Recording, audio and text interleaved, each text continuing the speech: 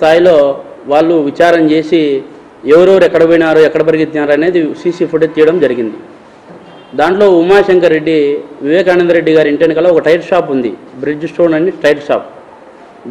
దాని ముందర పరిగెత్తినది అది ఎప్పుడో డిలేట్ అయిపోయినది. ఆ హార్డ్ డిస్కులు కూడా కనిపించకుండా పోయినాయి. అలాంటివే బయటికి తీసినారు సిబిఐ వాళ్ళు. ఇది బయటకు తీయరు అనేది ఒక లెక్క కాదు, ఇది 100% బయటికి తీస్తారు. బయటికి తీయాలా, తీసి ఇంకా నిజ స్వరూపం వీళ్ళది బయట పెట్టాలా. ఈరోజు నేను డిమాండ్ చేస్తూ ఉండా, ఎందుకు మీరు ఫీడ్ చేయలే? నాకు ఆఫ్టర్ ఆల్ కెమెరానే మీరు భద్రత పరచలేని వాళ్ళు నాకేం భద్రత ఇచ్చినట్టు లోపల. ఇంకొకటి కూడా, సెంట్రల్ జైలు అధికారులు ఇతను వచ్చి కలిసి వెళ్ళిన తర్వాత, చైతన్య రెడ్డి నన్ను లోపలికి వచ్చి కలిసి వెళ్ళిన తర్వాత చైతన్య రెడ్డి ఒక మాట అన్నాడు, నీ భార్యకు కూడా 41 నోటీసులు మేము ఇచ్చి పెట్టాము, దాన్ని కూడా మేము లోపలేస్తాము, చూసుకో, నీ కుటుంబాన్ని కాపాడుకుంటావో లేకుంటే మాకు సహకరిస్తావో చూసుకో అని చెప్పి ఒక మాట చెప్పడం జరిగింది. అంటే ఆయన అన్ని మాట ఏమని, అతను 10-15 సార్లు కోర్టుకు పోయినాడు కదా, జడ్జి గారి ముందర ఎందుకు చెప్పలే అనే పాయింట్ అతను రైట్ చేసినాడు. దానికి జవాబు చెప్తా.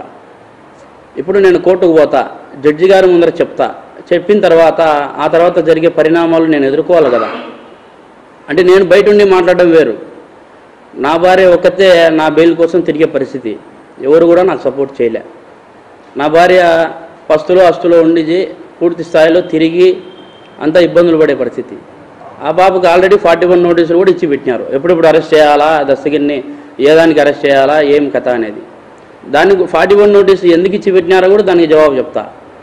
ఇప్పుడు పులివెందుల్లో వైఎస్ఆర్సీపీ సంబంధించిన వైఎస్ మనోహర్ రెడ్డి, అంటే వైఎస్ భాస్కర్ రెడ్డి తమ్ముడు, వైఎస్ మనోహర్ రెడ్డికి రైట్ హ్యాండ్గా ఉన్న రాజశేఖర రెడ్డి అనే అతను కౌన్సిలర్ నా ఏరియాకు సంబంధించి.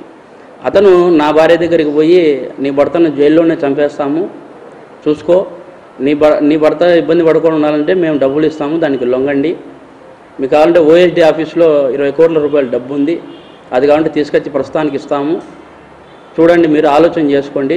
నువ్వు కూడా ప్రెస్ మీట్ పెట్టి సిబిఐ రామ్సింగ్ గారు కొట్టి దస్తగిరితో అబద్ధం చెప్పించినాడు, అంతేగాని అతనేం చెప్పలేదని నువ్వు చెప్పాలా అనే మాట చెప్పినారు. అంటే ఆ విషయం ఎక్కడ ప్రెస్ మీట్కు లీక్ అవుతాదో చెప్తాదో అని చెప్పి 41 నోటీసులు ఇచ్చి బ్లాక్ చేసినారు. 41 నోటీసులు ఇచ్చి ఆ పోలీసులు కూడా, వేముల పోలీసు వాళ్ళు కూడా, పులివెందుల పోలీసు వాళ్ళు కూడా, నువ్వు ఈ మాటలు కానీ బయటికి చెప్తే నిన్ను అరెస్ట్ చేసి లోపలేస్తామని చెప్పిన